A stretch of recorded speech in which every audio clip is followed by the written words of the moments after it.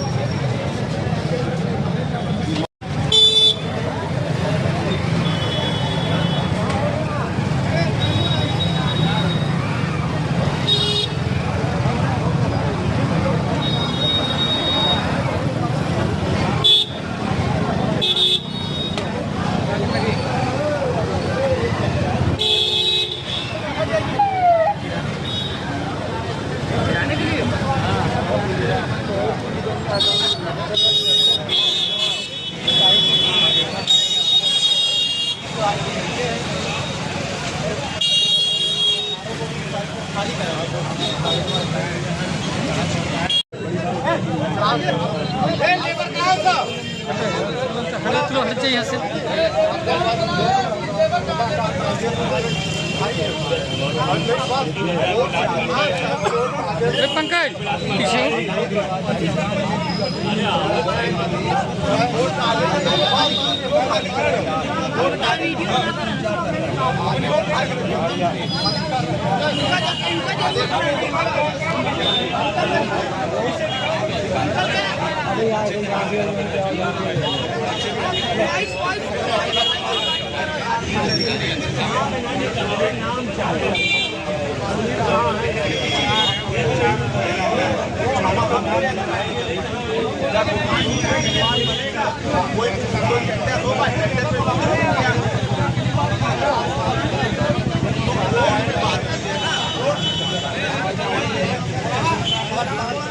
अरे आप नीचे करा, तुम नीचे इधर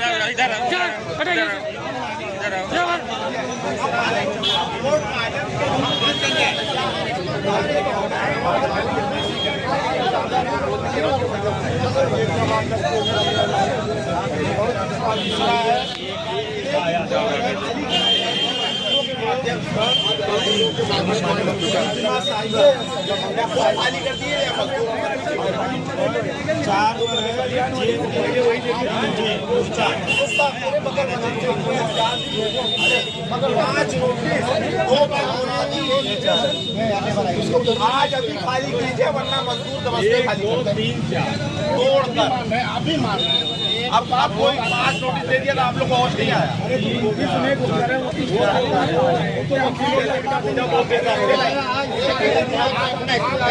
आ जाएगा ना, आया नहीं है ना, आ जाएगा ना, आया नहीं है ना। अब आप बोलेंगे आ जाएगा, पहले बात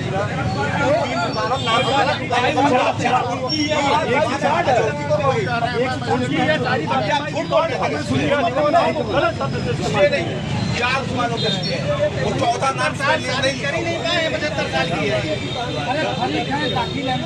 4 दुकानों को बात एक ही होती है कि 4 दिन में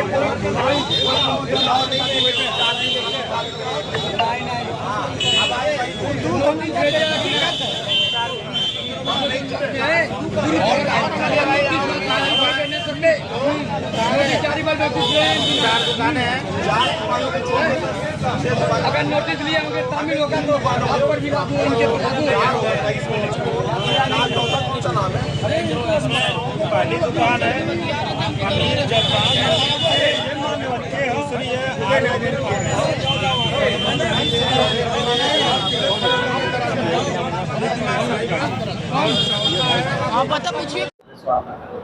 प्रोफेसर डॉक्टर आसाराम, पूर्व चेयरमैन माध्यमिक शिक्षा सेवा चयन आयोग तथा पूर्व सदस्य अधीन सेवा चयन आयोग। स्थानीय निवासी में जौनपुर का हूँ। सदर तहसील है, धर्मापुर ब्लॉक है, पिंडरा गांव सभा है। पहले मूल समस्या हमारी ये है कि 28 एकड़ की मेरी ज़मीन ये बाधित थी। हमने दफ़ा 24 की पैमाइश के लिए दरख्वास्त लिखा और 30 अक्टूबर 23 को दफ़ा 24 की पैमाइश का आदेश हुआ। 17 जनवरी 24 को जो है टीम गई पैमाइश करने। पैमाइश का 3 हिस्सा निपट चुका था। जब आखिरी दौर रह गया पत्थरगड्डी का, तब माननीय राज्य मंत्री गिरीश यादव का फ़ोन एसडीएम के पास, एसडीएम का फ़ोन जो है रमेश चंद्र यादव आरआई संतोष गिरी लेखपाल। तत्काल वह जो है पैमाइश रोक करके लोग चले आए। एक तो समस्या ये है। दूसरी जो चकमार्ग जो मेरे आने का है, चकमार्ग जिस समय मुझे डेली चलना है, जो जनहित से जुड़े और लोगों का मामला है, वह बाधित अवरुद्ध है। किसी तरह जो है राजस्व पुलिस पर दबाव बनाए हुए माननीय मंत्री जी ये नहीं चाहते कि हम सुखद जीवन जी सकें। अब वजह क्या है मुझे नहीं मालूम है। दूसरी चीज़ मुझे ये कहना है, एक सरकार की प्राथमिकता है कि जो है दफ़ा 24 से पैमाइश कर किसानों के विवाद निपटाए जाएं। दूसरा एजेंडा है कि तालाब पोखरे भीटे या चकमार्ग को खाली कराया जाए। अपने ही सरकार के विरोध में जो है उन्हीं का राज्य मंत्री अगर सहयोग करेगा या उन दबाव डाल करके इनके खिलाफ कार्रवाई कराएगा, तो ये बहुत जो है शर्मनाक ये जो है ये बातें हैं। हम नहीं चाहते कि सरकार में एक रहनुमा सरकार का तो सरकार के एजेंडे के खिलाफ ही जो है कारनामा कर दे। और ऐसे मंत्री का जो है सरकार में बने रहने का हक नहीं है। यदि है तो उसकी लालच है। आज उसकी संपत्ति को देख लीजिए आप, दिनों दिन कितनी संपत्ति बढ़ती जा रही है। भगवान मालिक इसका है। इसकी शुरुआती मैं स्थिति जानता हूँ, पैतृक स्थिति जानता हूँ, पैतृक गांव की हालत जानता हूँ। राज कॉलेज में पढ़ाई किए थे, मैं सारी बात इनकी जानता हूँ। लेकिन आज 7वें आसमान पे इनकी संपत्ति हो गई। आखिर सरकार के एजेंडे के विरोध में काम करना और सरकार की नीतियों के खिलाफ करना और इसके बाद संपत्ति को बनाए रखना, बनाए जब जो है बनाते जाना। तो हमारा मुख्यमंत्री जी से यही निवेदन है कि तत्काल उच्च स्तरीय एजेंसी से वो जो है जांच करा लें। यदि सच है तो तत्काल इन्हें मंत्रिपरिषद से बाहर करें। और ऐसे मंत्री को बना रहना जो है सरकार की बहुत बड़ा कलंक है। और जो है सरकार बदनाम हो रही है और कलंकित हो रही है। निवेदन किया है, माननीय मुख्यमंत्री जी से हमने निवेदन किया है कि माननीय जी यह जो है ये अच्छी बात नहीं है। आपका एजेंडा है कि भ्रष्टाचार मुक्त प्रशासन हो। हमारे एजेंडे को प्राथमिकता से लागू किया जाए। भ्रष्टाचार के आपके एजेंडे के विपरीत कार्य कर रहा हो, सरकार के निर्देशों के विपरीत कार्य कर रहा हो, किसी को प्रताड़ित करने के लिए, किसी को जो है अपने चहेतों को लाभ लेने के लिए जो है दिलवाने के लिए आप इस तरह के हरकत आप क्यों कर रहे हैं। बाकायदे उन्होंने सुना मेरी बात के बाद, इसके बाद हमने लिख पढ़ के दिया। अपनी बात की दृढ़ता के लिए हमने मजबूती से एफिडेविट भी दिया। उस पर एफिडेविट इसलिए हमने दिया कि माननीय जी मैं जो कह रहा हूँ अगर यह गलत है जो है तो इसकी भी जांच आप करा लीजिए। मैं जो मुद्दे उठाए हैं इस मुद्दे पर जो है अच्छी तरह जांच होनी चाहिए। जांच होने के बाद जो है संबंधित आदमी को दोषी आदमी के खिलाफ कार्रवाई होना चाहिए। हाँ, एफिडेविट में किन मुद्दों का जिक्र किया? ये सारे मुद्दे हमने उसमें दे दिया। उनकी संपत्ति के मामले को भी दे दिया और दफ़ा 24 की पैमाइश को रोकवाने का भी दे दिया, हमारी ज़मीन को हड़पवाने का भी दे दिया। इसके बाद चकमार्ग को अवरुद्ध रहने के बाद हमने इसको भी दे दिया। सारे मुद्दों को हमने चारों मुद्दों को एक साथ आलेख करके हमने उनको एफिडेविट के साथ दे दिया। और आपके जानकारी के लिए जो है ये ज़रूर मैं चाहूँगा, ये है एनेक्जन नंबर 1। जब हमारी पैमाइश रोकी गई तो हमने बाकायदे चिट्ठी से एसडीएम को अवगत कराया। और ये जो है एजेंडा संलग्नक नंबर 2 एसडीएम सदर के आदेश हैं जो दफ़ा 24 को पैमाइश के लिए उन्होंने आदेश किया है। तो सर ये रास्ते के मामले में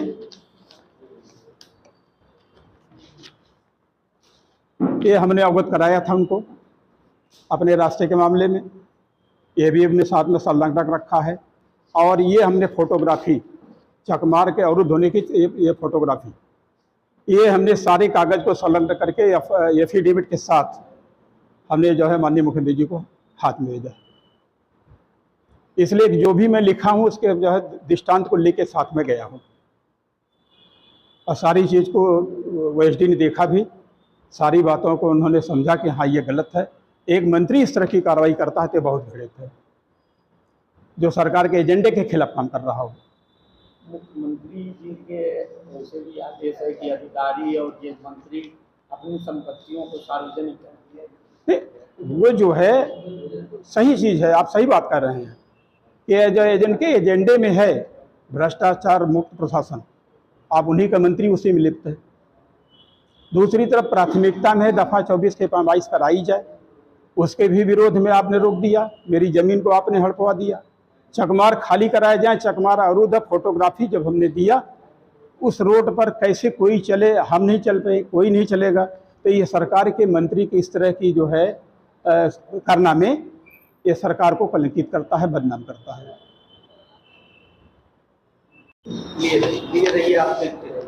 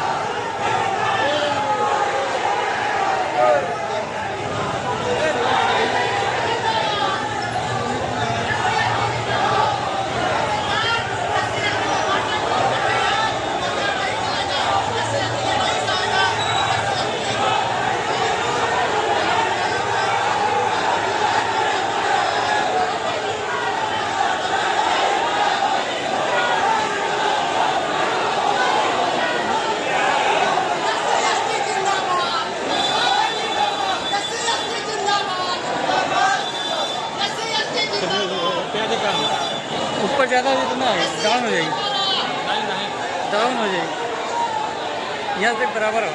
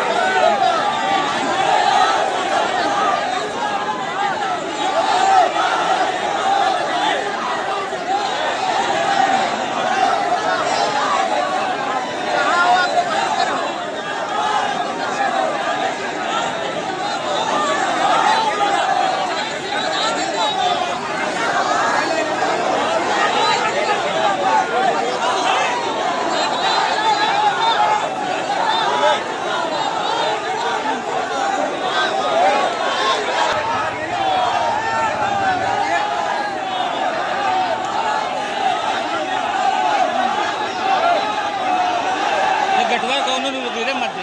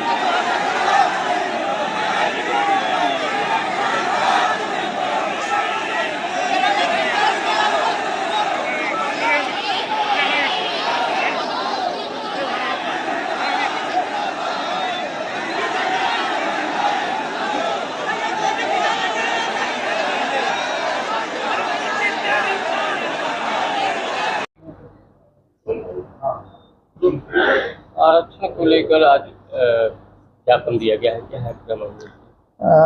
आज विभिन्न संगठनों द्वारा जो है जो सुप्रीम कोर्ट का एक आदेश है, उसके सिलसिले में कई संगठनों द्वारा जो है ज्ञापन दिया गया है। इसमें 7 संगठनों द्वारा अभी तक जो है ज्ञापन दिया गया है कलेक्ट्रेट परिसर में, और शांतिपूर्वक जो है ऐसी कोई बात नहीं है, सब शांतिपूर्वक इनके द्वारा ज्ञापन दिया गया है।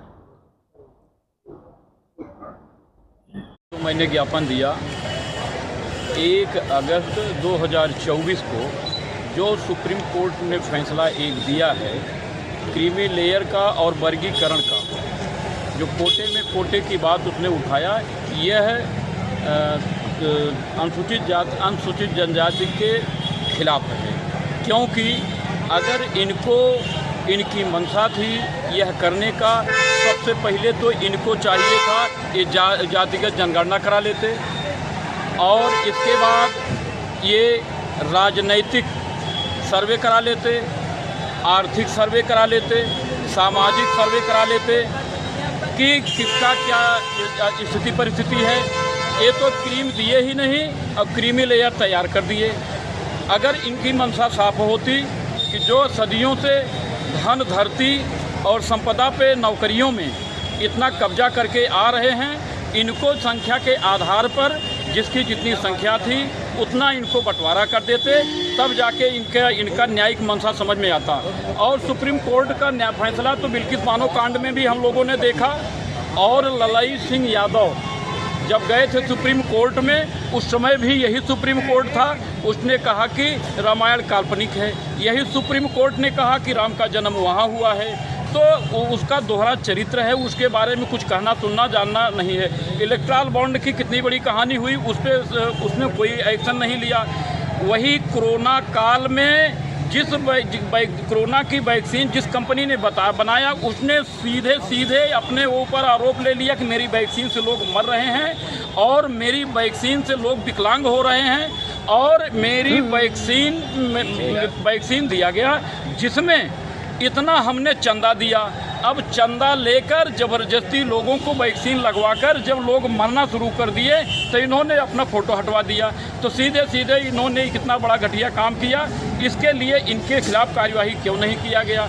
इसके अलावा ये इनके एजाद भी ED-CD का कितना दुरुपयोग हो रहा है, बुलडोजर का कितना दुरुपयोग हो रहा है, इस पर कोई सुप्रीम कोर्ट कभी एक्शन लिया नहीं लिया।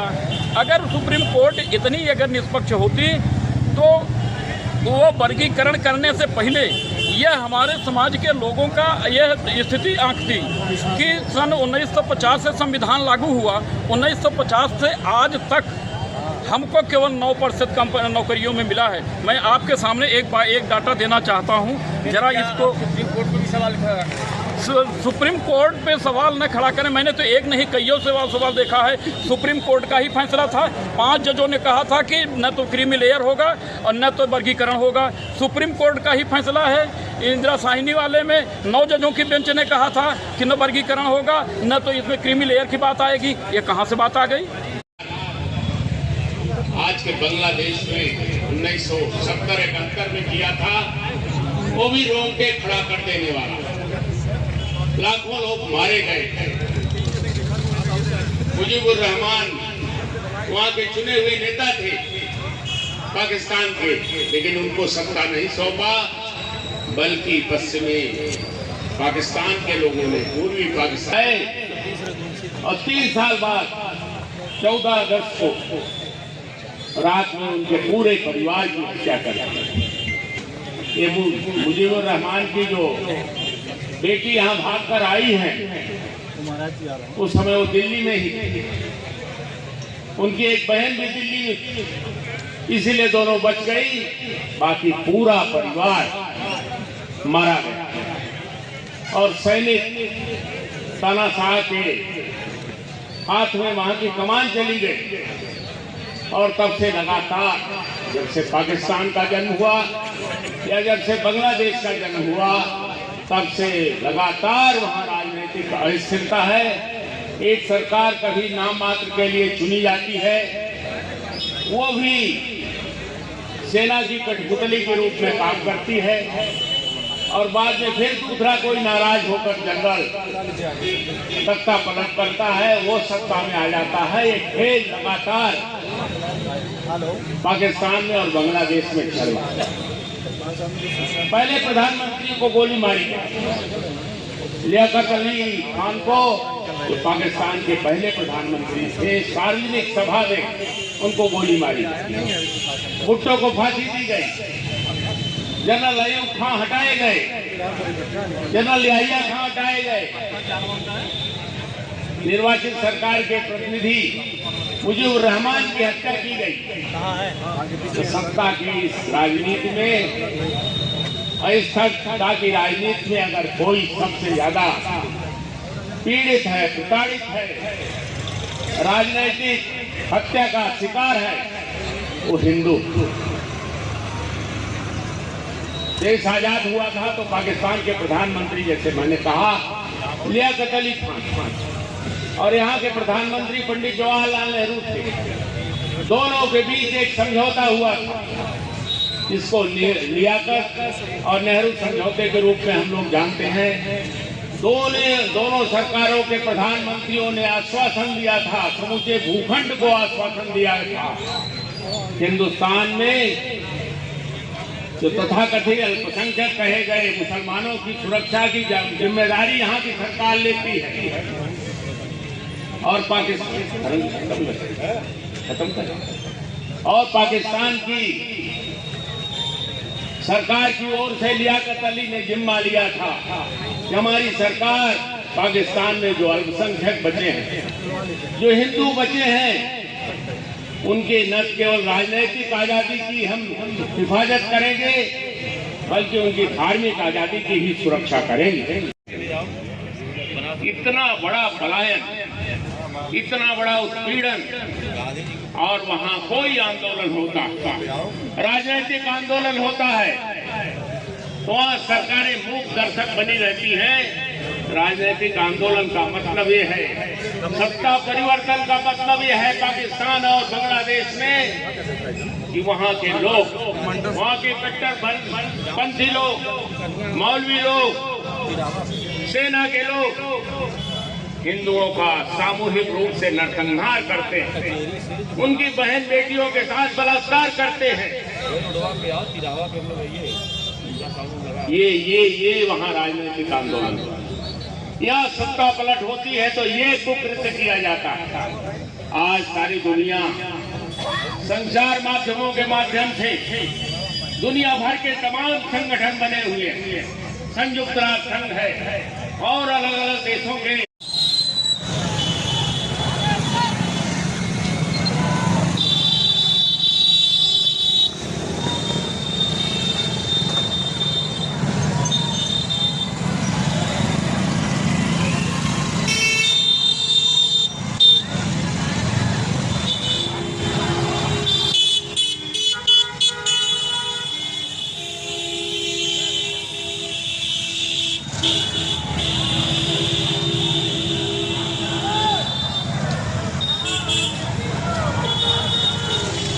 बेटा है जी, उतरो नीचे, उतरो उतरो।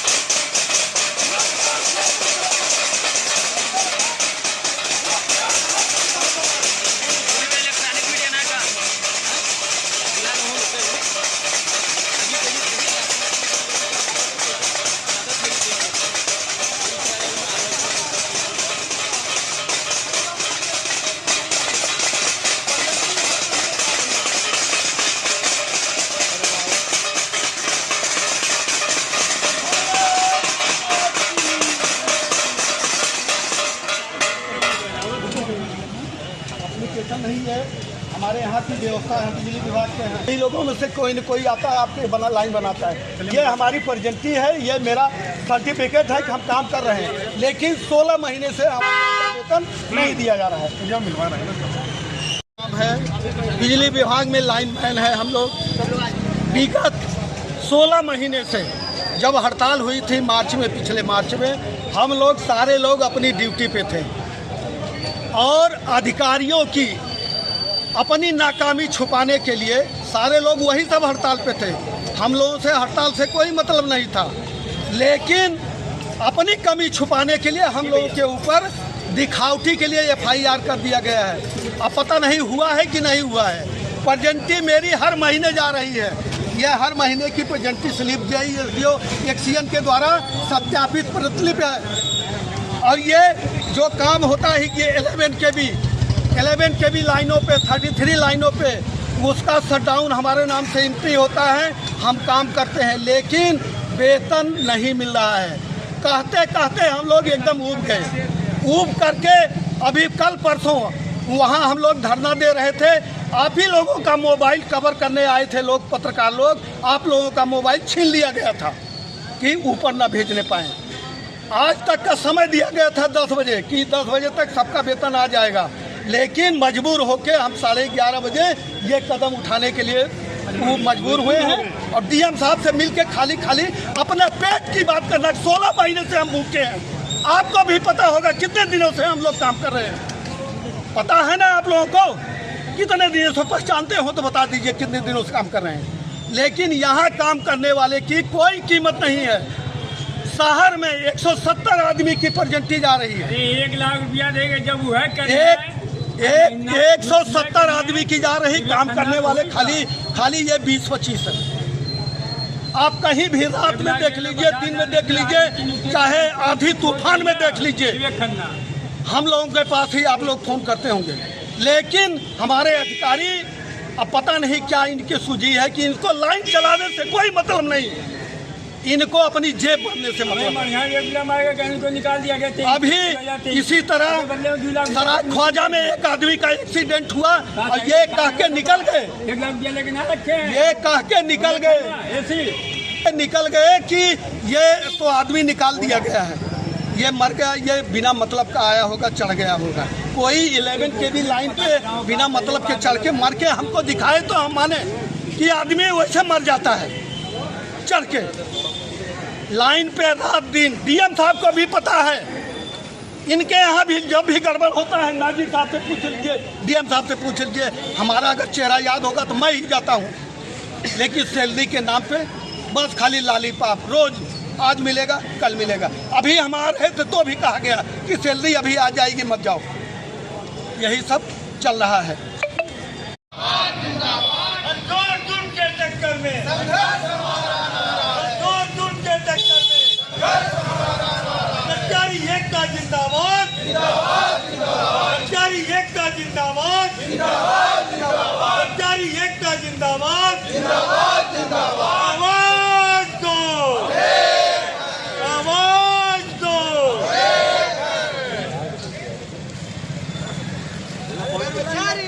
जिंदाबाद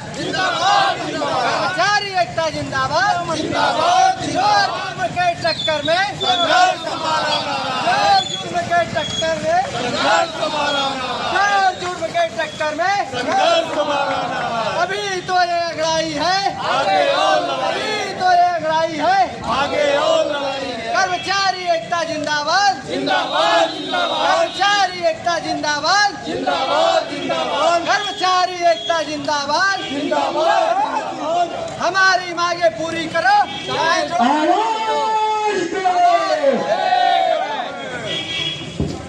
संसद या विधानसभा सदस्यता, विधान परिषद सदस्यता किसी कारण से खत्म हो गई या 5 साल पूरे ही कर लिया और आप चारों सदन के दुर्भाग्य या सौभाग्य वो सब चारों सदन के सदस्य रहे। मान लिया राज्यसभा सदस्य, लोकसभा सदस्य, विधान परिषद सदस्य और विधानसभा सदस्य चारों रह लिए तो चारों पेंशन मिलेगी और वो आजीवन मिलती रहेगी। हम भी तो 30-35 साल 40 साल सेवा करते हैं लोग और हमको पेंशन नहीं मिलेगी और आप 4 सदन के सदस्य रहेंगे तो 4 पेंशन मिलेगी। कारण क्या है कि हम आप चुनते हैं उनको और वो विधानसभा में अपनी पेंशन, अपने भत्ते, अपना सब कुछ बढ़वा लेंगे, हमारी आपकी मांग नहीं पूरी करेंगे। क्यों? आप बताइए, आज टेलीफोन का बिल प्रासंगिक है? किसके घर में टेलीफोन है? किसी के पास रेल कूपन जाते हैं विधायक सांसद? कोई जाता हो तो बताए। रेल कूपन, टिकट का कूपन मिलेगा, टेलीफोन का भत्ता अलग मिलेगा, फिजूल खर्ची नहीं है, उस पर नहीं अंकुश लगेगा। तो उन मांगों को जो हमारी जमीन मांगे हैं उससे कर्मचारियों को, क्योंकि हम आप गधे की तरह खटने के लिए तैयार हैं, हम आप दिन रात काम करने के लिए तैयार हैं। इसलिए जो है निर्वाचन में हम लोग कोई विभाग, आधा लोग दौड़ते हैं कि हमारा नाम कटवा दिया जाए। कोई कलेक्टेड कर्मचारी बता दे कि कोई नाम कटवा लेता है अपना। एसडीएम साहब, डीएम साहब, एडीएम साहब जो भी करते हैं सारा काम करते हैं हम लोग, गधे की तरह कर रहे हैं। इसलिए हमको गधा बनाया गया है और हम गधा नहीं है। आपको साबित करना पड़ेगा अपनी बातों से, अपनी ऊर्जा से, अपनी मांगों से, अपनी स्तरी के माध्यम से। और एक नहीं 10 दिन, 15 दिन, 1 महीने हड़ताल करिए, 3 दिन 4 दिन में हड़ताल सारी पूरी हो जाएगी मांगे आपकी। पता नहीं क्यों ये प्रांतीय अध्यक्ष बने हुए 20 सालों से, 10 सालों से मांगे नहीं कर रहे हैं। वो हर 2 साल बाद इस बार आज धरना प्रदर्शन हो रहा है। इस प्रदर्शन की क्या उपयोगिता है अगर हम अपनी मांग पूरी नहीं कर पाते हैं? तो वो अपना पद बचाए रहने के लिए बैठे हुए हैं। मैं बस यही कह रहा हूं कि हम 75 जिले के लोग जौनपुर के साथ, जौनपुर पहला जनपद होगा, आपके उस अपेक्षाओं पर खरा उतरने के लिए हम पूरी तरह से लड़ाई में आपके साथ होंगे। लेकिन ये हड़ताल, ये धरना प्रदर्शन 1 दिवसीय नहीं, 5 दिवसीय, 10 दिवसीय किया जाए, तब हम अपनी मांगों को मनवाने में सक्षम होंगे। और 5वीं मांग है कि लिपकी संवर्ग सेवा नियमावली 2014 पर प्रख्यापित नीति पदोन्नति प्रक्रिया से कलेक्टेड संवर्ग को पृथक करते हुए लिपिक वर्ग सेवा नियमावली द्वितीय संशोधन 2011 को पूर्ववत लागू किया जाए। माननीय राजस्व परिषद की संस्तुति मांग संख्या 6 पर है, इसको ध्यान दीजिएगा कि लेखा का कार्य संपादित करने वाले पटल सहायकों को लेखा संवर्ग का वेतनमान दिया जाएगा। जो लेखा का कार्य ACRA, AWBN वगैरह संपादित करते हैं उनका विशिष्ट वेतनमान हो, क्योंकि आप ट्रेजरी के कर्मचारियों का वेतन जान लेंगे तो जमीन, पैर के नीचे से जमीन खिसक जाएगी। बिजली विभाग के वेतन के कर्मियों का वेतन जान लेंगे तो जमीन पैर के नीचे से खिसक जाएगी। पेंशनर्स 75-80 हज़ार पेंशन पाते हैं, 1.5 लाख रुपए वेतन होता है, 2 लाख रुपए वेतन होता है। हमसे आज आपसे ज़्यादा काम करते हैं। गर्मी में ही लाइट की दिक्कत होती है, जाड़े में वो लोग घूमते हैं, पिकनिक मनाते हैं कि कोई कंजम्पशन नहीं है, बहुत काम, उतना प्रेशर नहीं है हमारे ऊपर, आपके ऊपर काम का प्रेशर है। हमारी आपकी संख्या 171 के सापेक्ष 90 हो, 80 हो, नया रिक्रूटमेंट नहीं होगा। मृतक आश्रित में भर्ती होने को हो 3 साल दौड़ाया जाएगा, कैसे होगी पार मांगे हमारी पूरी। मांग संख्या 7 है कि 9 सृजित जनपदों में, तहसीलों में जो लिपिक संवर्ग के प्रख्यापित पद हैं उनका सृजन किया जाए। पूर्व में समस्त जनपदों, तहसीलों में अस्थायी स्वीकृत पदों को अस्थायी किया जाए। मांग संख्या 8 पर भी राजस्व परिषद की संस्तुति हो चुकी है, शासन स्तर पर लंबित है कि 9 सृजित जनपदों में ज्येष्ठ प्रशासनिक अधिकारी और 9 सृजित तहसीलों में प्रशासनिक अधिकारी का पद सृजित किया जाए। मांग संख्या 9 है कि भूलेख लिपिक को पूर्व की तरह कलेक्ट्रेट अधिष्ठान में वापस किया जाए, 1 पद आपका एक्स्ट्रा बढ़ जाएगा।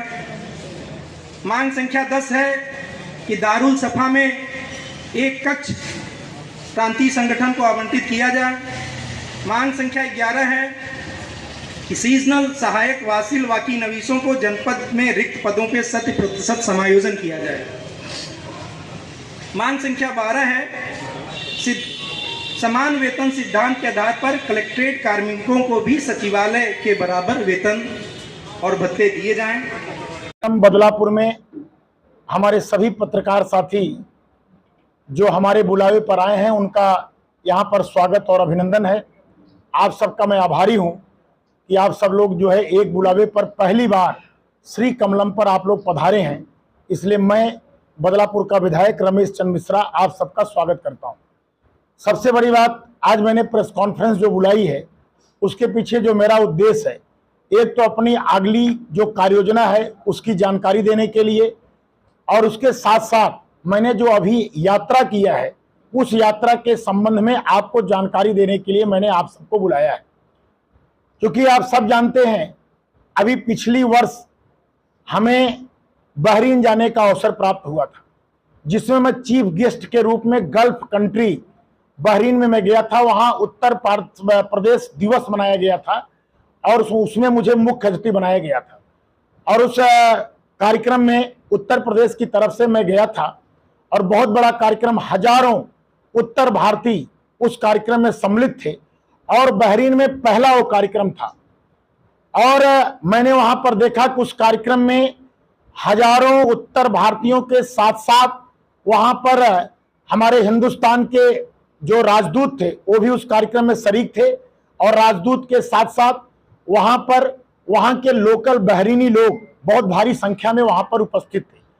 और सब लोगों ने वहां पर हमारे भारत की बहुत प्रशंसा किया और हमारे इस देश के यशस्वी प्रधानमंत्री नरेंद्र मोदी की भूरी भूरी प्रशंसा किया। हमने जानना चाहा लोगों से कि आखिर क्या है ऐसा कारण कि आप लोग इतनी प्रशंसा कर रहे हैं, तो लोगों ने जो सबसे बड़ा कारण बताया वह कारण सुन करके आप लोग को भी भारत के ऊपर, अपने देश के प्रधानमंत्री के ऊपर गौरव आप लोग को होगा। उन लोगों ने कहा कि हमारे जितने भी मालवाहक जहाज, पानी वाले जहाज दूसरे देशों में जाते थे और दूसरे देशों में जो हमारे बहरीन में आते थे, सोमालिया के डाकुओं के द्वारा वह लूट लिया जाता था। लेकिन जब से भारत के प्रधानमंत्री नरेंद्र मोदी जी बने हैं, उन्होंने नेवी को जिस तरीके से छूट दे रखी है, जिसकी वजह से सोमालिया के डाकुओं को डायरेक्ट वहां पर काउंटर किया जा रहा है, डायरेक्ट उनको वहां पर खदेड़ा जा रहा है, जिसकी वजह से हमारे जो भी आयात और निर्यात हमारे द्वारा किया जाता है वो हमारा सुरक्षित माल हमारे देश तक आ रहा है। इसलिए हम लोग मोदी जी को धन्यवाद देते हैं, वहां की फौज को, वहां के नेवी को हम लोग धन्यवाद देते हैं। और मैंने उस सुन करके मेरा भी सीना 56 इंची हो गया और मुझे गर्वान्वित महसूस हुआ कि मैं उत्तर प्रदेश का बदलापुर से विधायक हूं और जिस दल से विधायक हूं उसका नेतृत्व करता हमारे इस देश के यशस्वी प्रधानमंत्री मोदी जी हैं, और मुझे इस बात को सुनकर के बड़ी प्रशंसा हुई। और उसके बाद एनएलसी भारत जो एक संस्था है, राहुल कराड़ जी इसके जो है हेड हैं, इन्होंने एनएलसी भारत के माध्यम से अभी मुंबई में एक बैठक कराई थी पूरे देश के जनप्रतिनिधियों की, जिसमें एमएलसी और एमएलए लोगों की भागीदारी हुई थी। पूरे भारत के एमएलए और एमएलसी उसमें शामिल हुए थे और मुझे भी उस कार्यक्रम में जाने का गौरव प्राप्त हुआ था। और उसमें हम लोगों ने ग्लोबल वार्मिंग से लेकर, पर्यावरण से लेकर के और जल संचयन से लेकर के तमाम विषयों पर वहां पर चर्चा हुई। एक विधायक का कार्य क्या होता है, एक विधायक अच्छा कार्य कैसे करे, एक विधायक को जनता को कैसे संतुष्ट करना चाहिए, एक विधायक को अपनी बातों को अधिकारियों तक, मंत्री तक, सदन तक, मुख्यमंत्री तक कैसे पहुंचाना चाहिए, उन सबके तरीकों को हम लोगों को बताया गया। और 3 दिवसीय उस कार्यक्रम में विधायकों को ट्रेनिंग दी गई कि विधायक एक अच्छा विधायक कैसे बन सकता है, गुड विधायक कैसे बन सकता है, एक अच्छा विधायक बनने का तरीका वहां पर सिखाया गया।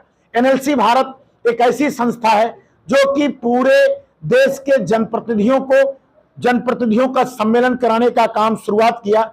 और उसी के परिप्रेक्ष्य में एनएलसी भारत के द्वारा अमेरिका के केंटकी राज्य के लुइसविल शहर में विधायकों का फिर से कॉन्फ्रेंस कराया गया। आप जानते हैं कि अमेरिका 50 राज्यों में बटा हुआ है और संयुक्त राज्य अमेरिका इसीलिए कहा जाता है संयुक्त राज्य अमेरिका। 50 राज्यों में एक राज्य है केंटकी, और केंटकी राज्य के लुइसविल में जो है विधायकों का कॉन्फ्रेंस रखा गया।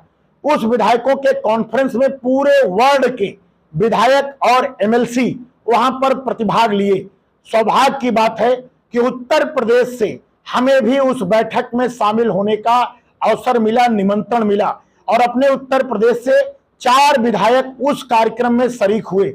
उसमें मुख्य बिंदु यह है, मैंने वहां की जो सड़कें देखी, सड़कों को देखने के बाद मैं दावे के साथ कह सकता हूं कि अमेरिका से अच्छी सड़कें मेरे भारतवर्ष में। दूसरी बात, मैंने अमेरिका के एयरपोर्ट को देखा। वहां हर 50 किलोमीटर पे एयरपोर्ट है, वहां एयरपोर्ट ज्यादा है, मैं मानता हूं, लेकिन अमेरिका का कोई भी एयरपोर्ट हमारे भारत के एयरपोर्ट से कमजोर है। हमारा भारत का एयरपोर्ट ज्यादा सुंदर है अमेरिका के एयरपोर्ट से। हमारे चाहे दिल्ली कहीं का भी एयरपोर्ट, चाहे लखनऊ का एयरपोर्ट हो, चाहे दिल्ली का एयरपोर्ट हो, जितने एयरपोर्ट हैं अमेरिका के सभी एयरपोर्टों से हमारे एयरपोर्ट अच्छे हैं। वहां के सड़कों से हमारी सड़क अच्छी है, वहां के रेलवे स्टेशन से अच्छी हमारे भारत की रेलवे स्टेशन है। ये सबसे बड़ी चीज मैंने वहां पर देखी। और उसके अलावा हमने वहां की स्वास्थ्य व्यवस्था देखी। स्वास्थ्य व्यवस्था, मैं यह दावे के साथ कह सकता हूं कि स्वास्थ्य व्यवस्था में जो हमारी सरकार काम कर रही है, वहां से अच्छी व्यवस्था हमारे भारत में है। वहां हर व्यक्ति को इंश्योरेंस कराना, स्वास्थ्य बीमा कराना आवश्यक होता है, और स्वास्थ्य बीमा की रेट बहुत ज्यादा है, बहुत हाई है रेट। और उसके साथ साथ जो गरीब लोग हैं उनको $1 में वहां पर सरकार के द्वारा उनका इंश्योरेंस होता है, स्वास्थ्य बीमा होता है, जिसका बिल जब अस्पताल में जाते हैं तो लाखों करोड़ों में होता है। लेकिन हमारे भारत में सबसे अच्छी बात है कि हमारे इस देश के यशस्वी प्रधानमंत्री द्वारा आयुष्मान भारत कार्ड के माध्यम से 5 लाख रुपए तक जो मुफ्त इलाज की व्यवस्था किया गया है। और हमारे माननीय मुख्यमंत्री जी के द्वारा मैं खुद अपने बदलापुर में 25 करोड़ रुपए इलाज का पैसा मैंने गरीबों को दिलाया है। अगर मैं कहूं तो हमारे यहाँ की स्वास्थ्य की व्यवस्था जो सरकार मदद करती है, वहां की व्यवस्था से लाख गुना हमारी व्यवस्था अच्छा है। अब आइए, वहां पर हमारे यहाँ फ्री में राशन बढ़ता है। वहां गरीबों को आप विश्वास नहीं करेंगे, वहां जो बेरोजगार हैं, जो गरीब हैं, वहां पर एक जो है उनको कार्ड दिया जाता है। उस कार्ड को क्रेडिट कार्ड दिया जाता है। उस क्रेडिट कार्ड में उनकी संख्या के हिसाब से धन उसमें सरकार डालती है, लेकिन उससे वो ठंडा खाना ही खरीद सकते हैं, गरीब नहीं, अमीर गर्म खाना नहीं ले सकते हैं। और वहां पर राशन की ऐसी कोई व्यवस्था नहीं है, और क्रेडिट कार्ड भी बहुत सीमित है। आवास की व्यवस्था वहां नहीं है। अगर कोई गरीब है, उसके पास घर नहीं है, तो वहां $25 में या $20 में किराए का मकान सरकार देती है, यानी निःशुल्क कुछ भी नहीं देती है। आपको अगर इलाज कराना है, इंश्योरेंस कराना, कम से कम $1 खर्च करना पड़ेगा। आपके पास घर नहीं है तो आपको $25 पे किराया का आपको 1 महीने के लिए रूम लेना पड़ेगा। जबकि हमारे यहाँ 5 लाख तक इलाज फ्री, और उसके बाद प्रधानमंत्री, मुख्यमंत्री के द्वारा जो पैसा दिया जाता है इलाज का वो अलग, और हमारे यहाँ निःशुल्क आवास दिया जाता है गरीबों को। यानी अगर देखा जाए तो वहां से अच्छी व्यवस्था हमारे भारत में है। और उसके साथ साथ मैंने और कई व्यवस्था देखा। व्यवस्थाओं को देखने के बाद मैं आपको यह बताना चाहता हूं, एक चीज वहां पर हमको अच्छी लगी, जो अच्छी लगी उसको भी मैं आपसे शेयर करना चाहता हूं।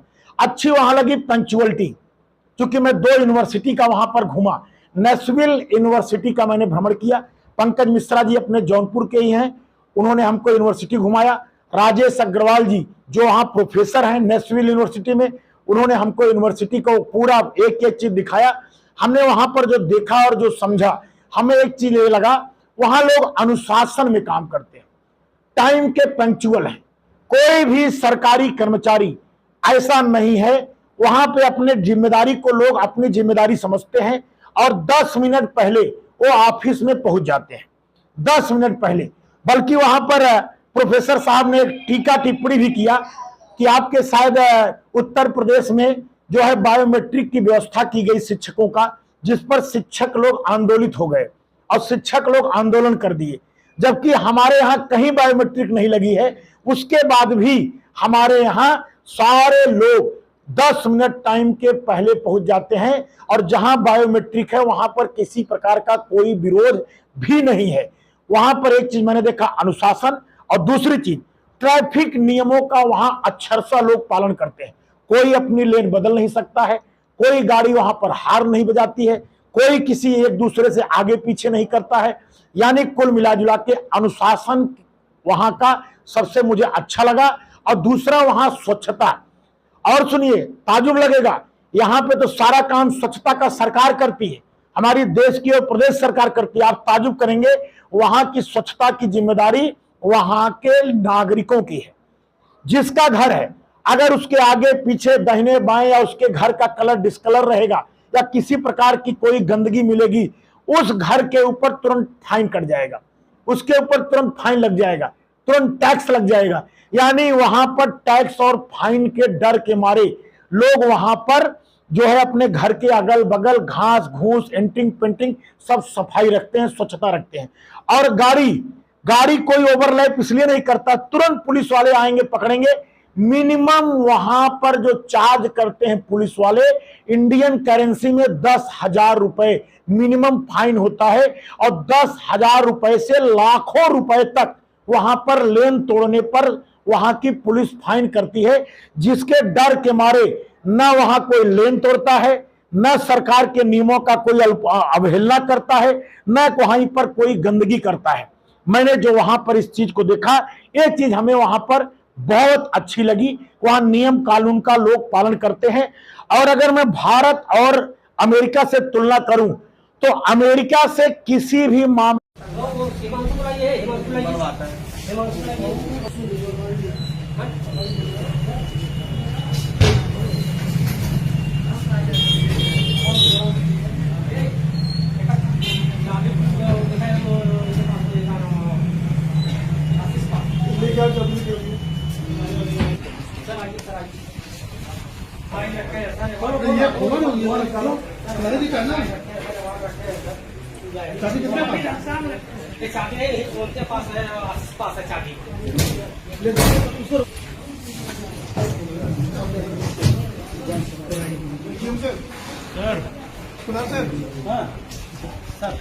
किसका है? अभी देखना पड़ेगा किसका इतना मोहर मिला है। ये है सर, ये अभी इम्पैक्ट लेके ब्लैंक पेपर में चेक करेंगे। जैसे कि आप जानते हैं, डीएम सर ने 22 तारीख को यहाँ पे निरीक्षण किया था। निरीक्षण के टाइम पे कुछ शिकायतें भी सामने आई थी। इस संबंध में विस्तृत जांच के लिए मुझे और ज्ञान प्रकाश एसडीएम और जॉइंट मजिस्ट्रेट को जिम्मेदारी दी गई थी। इस संबंध में हम लोग कल बैंक गए थे, HDFC बैंक, जहाँ पे हमारा काला खाता खुला है। उस खाते से भी हम लोगों ने चेक किए कि कितने जैसे ट्रांजैक्शंस हो रहे हैं, क्या है, वो सब चेक किया हमने। कुछ सस्पिशियस अकाउंट्स थे, उन सबको भी हम लोगों ने अभी रोक रखा है। इसके साथ साथ आज हम लोग यहाँ पे SDM बदलापुर, मड़ियाहू और मछली शहर 3 लोगों को बुलाया है और उन तहसीलों से लेखपाल भी आए हैं और सारे बस्ते हम लोग चेक कर रहे हैं। तो धीरे धीरे सारे पत्रावली हम लोग अब कुछ अलग भी रखें। इन सब के ऊपर जो भी हमें डेटा आएगा वो सब हम रिपोर्ट सबमिट करेंगे, उसके बाद आगे कार्रवाई की जाएगी। सर, जो ट्रांजैक्शन सामने आए हैं उनमें जो लेन देन हुआ है, जिनके खाते में गया, क्या उनमें पैसे हैं या फिर उनके ट्रांजैक्शन वहाँ से विड्रॉल कर लिए गए? इसमें अलग अलग तरीके हैं। कुछ जगह पे खाता जब पैसे गया है उन सब में खाता में अभी भी पैसे हैं। कुछ जगह कुछ लोगों ने FD करा लिया है, कुछ जगह कुछ लोगों ने पूरा पैसा निकाल लिया है। तो अलग अलग तीनों तरीके के हैं। पहले की अमाउंट हमें पूरा क्लियर हो जाए, उसके बाद हम लोग यहाँ से जो भी आगे कार्रवाई है वो हम करेंगे। टोटल कितना अमाउंट कितने अकाउंट मिले हैं जो सस्पेक्टेड टोटल अमाउंट जांच में आया? अभी हम फाइलों की छानबीन में लगभग हमारे 10 ग्राम पंचायतों को हम लोगों ने देखा है। कुछ फाइलें काश्तकार लगभग होंगे 15-20 के आसपास हम लोगों ने अभी फाइल निकाल के रखा है। इसमें टोटल अमाउंट लगभग 2 करोड़ के आसपास आ रहा है। जो इसमें अलग अलग तरीके हैं, जिसमें हो सकता है कि उनके फाइल क्लेम जेन्युइन भी है, लेकिन फाइल पत्रावली फर्जी बनाई गई है यहाँ पे। तो फर्जी पत्रावली के आधार पे जो पेमेंट हुआ है वो लगभग अभी तक जो हमारे सामने आया है वो 2 करोड़ तक आया है। आगे की जो भी कार्रवाई है हम लोग रिपोर्ट हम अगले 4-5 दिन में डीएम सर को सबमिट करेंगे, उसके बाद आगे की कार्रवाई वहाँ से होगी। कितने अधिकारियों की संलिप्तता है इसमें? कितने अधिकारियों की जांच में सामने आएगी? नहीं, इसमें ये मुख्य रूप से यह लग रहा है यहाँ पे कि जो कार्यालय में जो यहाँ पे जो बाबू है, इन्हीं लोगों की मिली भगत की वजह से जो है ये बात जो है सामने आई है कि इन्हीं लोगों ने फाइल पत्रावली फर्जी बना के यहाँ पे पुटअप किया है। जो एडीएम के सामने पुटअप कराया गया था, फिर ये सब हुआ है। लेकिन इसकी पूरी जो है इन सब की गवाह की स्टेटमेंट लेने के बाद ही पता चलेगा, और बाद ही तो जांच का विषय पुलिस आगे देखेगी। सर, जो टोकन हुआ है जो टोकन हुआ है टेजरी के लिए, वो किसके साइन से रिलीज हुआ है और किसके और टेजरी में क्या इस मामला टेजरी से भी जुड़ा है ये मामला? नहीं, ट्रेजरी से इससे कोई लिंक नहीं है। जो भी खाता यहाँ पे एनएच का होता है वो फाइल है जो सीआरओ साहब तक के प्राइवेट बैंक है। सीआरओ साहब का भी इन्वॉल्वमेंट है? नहीं, ये तो अभी तो हम लोग कह नहीं सकते हैं, क्योंकि इसमें एडीएम वो जो लैंड एक्विजिशन की जिम्मेदारी वही है उनकी जी। लेकिन जो उनके पास जो पुटअप हो रहा है वो सब वो साइन करे। हम लोगों ने लगभग 500 से 1000 के आसपास काश्तकारों को हमने दिया है, उनमें से ये सब बाहर आ रहा है। वो आगे हम जब रिपोर्ट सबमिट करेंगे उसमें आगे जो जिलाधिकारी महोदय के निर्देश होंगे उसके क्रम में आगे ये जो राहुल है, राहुल सीआरओ साहब जो कहते तो उस रात वो फाइल पुटअप की जाती है, ऐसा जानकारी हमारे सूत्र बता रहे। इस पर नहीं, वो जांच का विषय है। अभी हम इस संबंध में आगे कुछ नहीं कह पाएंगे, क्योंकि वो पूरा डिटेल आ जाए तो हम बताएंगे। ये जो शिकायत हम लोग को पहले भी मिली थी कि एक राहुल सिंह नामक व्यक्ति यहाँ पे रहते थे, और वो स्टेटमेंट हम लोग क्रॉस चेक भी किए हैं। यहाँ के जो बाबू लोग थे वो लोग भी कह रहे हैं कि ये राहुल सिंह नामक लड़का था यहाँ पे जो आता था और काश्तकारों से बात कर रहा था। ये हम लोगों ने मैंने कुछ काश्तकारों से डायरेक्ट बात भी की है, उन्होंने भी ये वेरीफाई करके मुझे बताया कि राहुल सिंह नामक एक व्यक्ति यहाँ पे था। वो जैसे कि आप लोग जानते हैं ये दलाली में ये संलिप्त था यहाँ पे, और ये काम करता था, कोऑर्डिनेट करता था और ये सब करता था। तो उसी की देख रेख में ये सब हो रहा है। लेकिन आगे वो कितने फाइलों में इन्वॉल्व है, कितने की फाइनेंशियल फ्रॉड हुई है, क्या क्या हुआ है, वो सब आगे जांच में पता चलेगा। बताया जाता है कि राहुल सिंह जो है राहुल चैट में जो आया था, नहीं वो सब हम जांच के विषय बाद में हम एनएच कौन सा है? तो टोटल हम लोग अभी तो मैंने 2-3 NH 135A है और उसी का बाईपास है, और एक NH 731B है। इनके फाइलें चेक किए हैं। आगे आने वाले दिनों में 2-3 दिनों में हम लोग बाकी तहसीलों को भी सारे लेखपालों को बुला के चेक कराएंगे। और इसमें मैं मीडिया वालों से ये अनुरोध करूंगा कि आपके माध्यम से लोगों को ये इन्फॉर्मेशन चला जाए, अगर उनके संज्ञान में अगर कोई ऐसा इशू है या फिर उनके पर्सनली कोई लैंड एक्विजिशन का कोई इशू है, अगर वो कहना चाहते हैं, अब मेरे सामने रखना चाहते हैं जांच समिति के सामने, तो वो कल आके अपनी बात रख सकते हैं। नहीं, जांच रिपोर्ट फाइनल होते ही हम लोग FIR कराएंगे, अभी नहीं हुई। तो सर टोटल यानी कि 15-20 काश्तकारों की जांच अभी तक आप लोगों ने किया है? हाँ। छह तहसील में है कि क्या? नहीं, जो NH जा रही है वो बदलापुर का हमने देखा है अभी, और मडियाओं का मेजर देखा है, मछली शहर का हमने देखा है। बस ये 3 तहसीलों का हमने देखा है। सदर का एक आध हमने देखा है। कब तक सब जांच पूरी होगी? 3-4 दिन का समय चाहिए हम लोगों को। सारे तहसीलों के लेखपाल आएंगे यहाँ पे और अपने जो है बस्ता चेक करेंगे जो फाइलें यहाँ पे सबमिट की गई है, और तब तक के लिए हम लोग यहाँ पे रेगुलरली रहेंगे। अगर किसी को कुछ अपनी बात रखनी है तो यहाँ पे आगे कर सकता है। मिले हैं बैंकों में, खाते सीज कर दिए गए हैं या नहीं? उसकी कार्रवाई जो है प्रोसेस में है, और क्योंकि बैंक आज भी हॉलीडे है और 2-3 दिन की छुट्टियां है, हम लोगों ने बैंक में बताया है, और जो भी ऑफिशियल कम्युनिकेशन होगा हम बैंक मैनेजर से करेंगे। तो जो मोहर की बात आ रही थी कि मोहर लोग खुद ही वो सब जांच का विषय है, आपको पूरा डिटेल जैसे जांच रिपोर्ट आ जाएगी सब पता चलेगा। जो ये जांच में पाया गया क्या उनके चार्ज लग रहा है? जो आरोपी हैं, जो कर्मचारी हैं, जो संविदा कर्मी हैं, जो कंप्यूटर ऑपरेटर है, उन पर क्या चार्ज लगाया जा रहा है? क्या चार्ज? अभी तो उन सबको, जैसे जिलाधिकारी महोदय ने जब परसों जांच किया था तभी उन सबको हटा दिया था, और जो संविदा कर्मी थे उनको सबको काम से निकाल दिया गया, और जो बाबू थे यहाँ पे जो हमारे थे उसको कलेक्ट्रेट अटैच कर दिया गया है, और उनके खिलाफ भी हम लोग एडमिनिस्ट्रेटिव प्रोसीडिंग्स जारी करेंगे। और बाकी विषय जो है हम लोग जांच के बाद जो है क्रिमिनल प्रोसीडिंग बनती है कि नहीं बनती, और जांच के बाद अटैचमेंट कोई अपराध तो है नहीं। जांच के बाद जो है क्रिमिनल प्रोसीडिंग के लिए आगे हम सोचेंगे कि कैसे बन रहा है, किसकी दायित्व हो रही है, वो सब पूरी रिपोर्ट में लिख के दे दूंगा।